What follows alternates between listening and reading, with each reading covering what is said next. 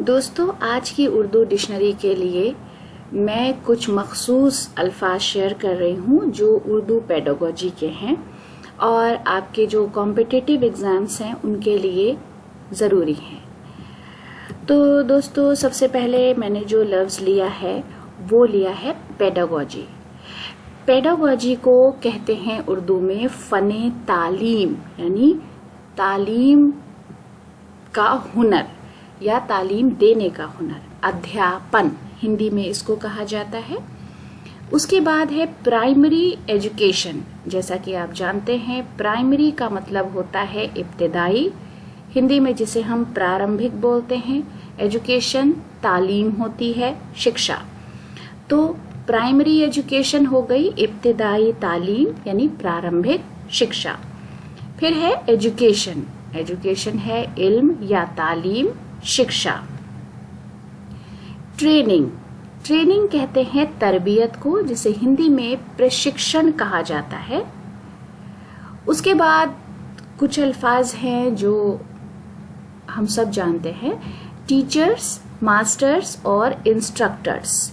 इनको बोलते हैं असातिज़ा, मुअल्लिम और मुअल्लिमीन। ये सिंगुलर है, ये प्लूरल है। असातिज़ा भी उस्ताद की जमा है। हिंदी में अध्यापक। फिर है हायर सेकेंडरी स्कूल्स, आला सानवी मदारिस, उच्च माध्यमिक विद्यालय हिंदी में। फिर है हायर सेकेंडरी, आला सानवी, उच्च माध्यमिक। प्राइमरी या बेसिक, इब्तिदाई या प्रारंभिक जिसे हम हिंदी में कहते हैं। फिर है नॉलेज, थ्योरी और आर्ट। उसके लिए लफ्ज इल्म इस्तेमाल होता है उर्दू में। हिंदी में शिक्षा, विद्या, ज्ञान, विवेक और गुण जैसे अल्फाज इसके लिए इस्तेमाल किए जाते हैं। टीचर, उस्ताद, अध्यापक। फिर है इसेंशियल एजुकेशन। इसेंशियल का मतलब होता है जरूरी, जिसे हम हिंदी में अनिवार्य कहते हैं। इसेंशियल एजुकेशन उर्दू में है जबरिया तालीम, अनिवार्य शिक्षा। सिलेबस। सिलेबस कहते हैं निसाब को, हिंदी में जिसे हम पाठ्यक्रम कहते हैं। फिर है लर्निंग और टीचिंग। इसको बोलते हैं आमोजिश, हिंदी में अधिगम, शिक्षण और सीखना। लर्नर हो गया तालिब, यानी जो सीखना चाहता है, शागिर्द है, विद्यार्थी। टीचिंग तदरीस है, हिंदी में जिसे हम शिक्षण बोलते हैं। प्रिंसिपल्स। प्रिंसिपल्स का मतलब है उसूल व ज़वाबित, सिद्धांत और नियम। उसूल व ज़वाबित, प्रिंसिपल, सिद्धांत और नियम। एक्विजिशन। एक्विजिशन का मतलब होता है हासिल करना, महसूल और इक्तसाब। हिंदी में जिसे हम अर्जन या अर्जित बोलते हैं, यानी प्राप्त किया हुआ। टूल।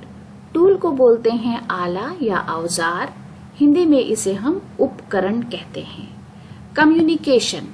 कम्युनिकेशन कहलाता है तरसील, संप्रेषण। स्किल। स्किल आप सब जानते हैं, हुनर है, जिसे हम हिंदी में कौशल कहते हैं। उसके बाद लैंग्वेज। लैंग्वेज का मतलब है जबान, हिंदी में जिसे हम भाषा बोलते हैं। लैंग्वेज स्किल्स, जबान से मुताल्लिक महारत। भाषाई कौशल, यानी भाषा से संबंधित कौशल, जो स्किल या हुनर आपके पास है जो जबान से जुड़ा हुआ है। लैंग्वेज डिफिकल्टीज, जबान से मुताल्लिक मुश्किलात। भाषाई कठिनाइयाँ या भाषा से संबंधित या भाषा के बोलने में या लिखने में या जो भी है उसमें आने वाली कठिनाइयाँ। लैंग्वेज डिसऑर्डर्स, इसका मतलब है जबान के नकाइस, जो नुक्स हैं। भाषाई विकार, भाषा से संबंधित विकार। फिर है क्रिटिसिज्म। क्रिटिसिज्म कहते हैं तनकीद को, हिंदी में इसको आलोचना बोलते हैं। फिर है क्रिटिक। क्रिटिक का मतलब है नाक़िद, हिंदी में इसे आलोचक बोलते हैं। पर्सपेक्टिव। पर्सपेक्टिव का मतलब है तनाजुर, हिंदी में जिसे हम परिप्रेक्ष्य, परिदृश्य और दृष्टिकोण भी बोलते हैं। क्रिटिकल पर्सपेक्टिव, तनकीदी तनाजुर, आलोचनात्मक दृष्टिकोण। फिर है असेसमेंट। असेसमेंट का मतलब है जांचना, तशखीस, आकलन, मूल्यांकन। फिर है इवैल्यूएशन। इवैल्यूएशन का मतलब होता है कद्र पैमाई, यानी जब आप किसी कसौटी पर किसी मान लीजिए स्टूडेंट की कॉपी चेक कर रहे हैं तो आप उसको इवैल्यूएट कर रहे हैं। मूल्यांकन करना यानी उसका मूल्य आंकना कि उसने कितना लिखा है, उसको कितना आता है, वो क्या बता रहा है, ये तमाम चीजें इवैल्यूएशन कहलाती हैं। फिर है डाइवर्स। डाइवर्स का मतलब होता है मुतनव्वो, यानी विविधतापूर्ण और विविध। फिर है स्किल। स्किल कहते हैं हुनर को, जिसे हम कौशल कहते हैं। तो दोस्तों, आज की वीडियो के लिए ये हमारी पेशकश थी।